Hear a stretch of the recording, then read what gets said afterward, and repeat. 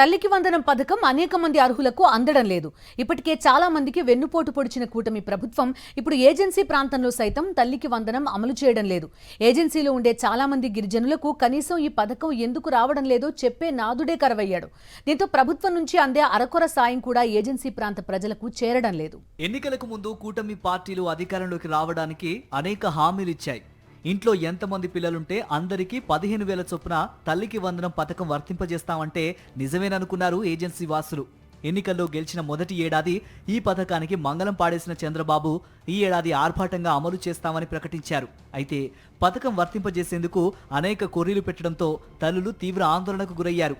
విద్యుత్ బిల్లుల్ని ఆయుధంగా ఉపయోగించడంతో లక్షలాది మంది పథకానికి దూరమయ్యారు. 300 యూనిట్లు వినియోగించకపోయినా కోతలు వేయడంతో అర్హులైన అనేక మంది లబ్ధిదారులు పథకానికి దూరమయ్యారు. ఏజెన్సీ ప్రాంతంలో అయితే పరిస్థితి మరింత దారుణంగా ఉంది. అర్హత ఉన్నా తమ పిల్లలకు ఈ పథకం ఎందుకు వర్తించలేదో తల్లులకు అర్థం కాని పరిస్థితి నెలకొంది.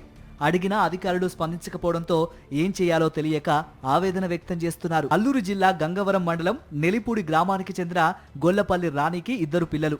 కూలీ పనులు చేసుకుంటూ కుటుంబాన్ని నెట్టుకొస్తున్నారు. తల్లికి వందనం పథకం అమలవుతుందని 2 పిల్లలకు ఖచ్చితంగా డబ్బు వస్తుందని ఆశించారు. 2 పిల్లలకు సంబంధించిన ఆధార్ కార్డులు, బ్యాంక్ అకౌంట్లు, ఇతర డాక్యుమెంట్లు పాఠశాల సిబ్బందికి ఇచ్చారు. అయితే 2వ తరగతి చదువుతున్న కుమారుడికి, 3వ తరగతి చదువుతున్న కుమార్తెకు తల్లికి వందనం సొమ్ము పడలేదు.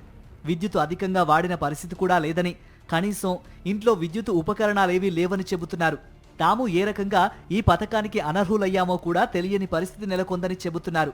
ఈ సొమ్ము వస్తే పిల్లలను ఇబ్బంది లేకుండా చదివించుకోవచ్చని ఆశపడ్డామని, తల్లికి వందనం రాకపోవడం తమకు తీవ్ర నిరాశ కలిగిస్తుందని ఆవేదన వ్యక్తం చేస్తున్నారు. మాది గంగవరం మండలం అండి. మరి 2 పిల్లల్ని స్కూల్లో జాయిన్ చేసామండి. ఆధార్ కార్డులు, బ్యాంక్ అకౌంట్ అన్ని జిరాక్స్లు ఇచ్చాము. అది మాస్టర్కి ఇచ్చామండి. మరి పిల్లోడు 2వ తరగతిలోకి వెళ్తాడండి, అమ్మాయి 3లోకి వెళ్తుందండి. మరి మాకు తల్లికి వందనం పడలేదండి. మరి నేను సచివాలయం కాడికి వెళ్ళామండి. అసలు నా పేరే రాలేదన్నారండి. మా అమ్మగారి ఇంటి పేరు మీద కూడా రాలేదన్నారండి. మరి ఎంతగానో ఆశపడ్డానండి మరి 2కే పడతాయని. ఒక్కరికి కూడా పడలేదండి. మేమైతే ఒక అబ్బాయి కష్టపడుతూ మేము తింటమేనండి. ఇదే గంగవరం మండలం నెలిపూడికి చెందిన భవానీ పరిస్థితి కూడా ఇదే రకంగా ఉంది. భవానీకి 2 పిల్లలు ఉంటే 2 పిల్లలకు తల్లికి వందనం పడినట్టు సచివాలయంలో తెలిసింది.